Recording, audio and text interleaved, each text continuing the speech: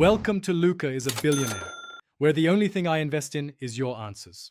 You start by preparing the tools and getting hands on the lower seat.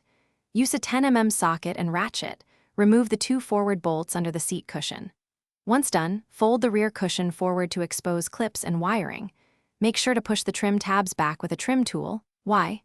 That prevents breaking plastic retainers. You will also locate the seatbelt buckle plug. Disconnect it gently. This step frees the base and makes the next removal safe and controlled. Once the cushion is free, you lift from the front and pull straight up to release metal clips. Do this evenly to avoid bending clips. Next, focus on the seat back. Fold it and locate hinge bolts and lower anchors. Remove bolts methodically, keeping track of washers and spacers. Make sure to support the seat back as you unbolt. Why? It prevents sudden drops and cable strain. If your car has rear speakers or heater wiring, disconnect connectors now so the assembly comes out cleanly.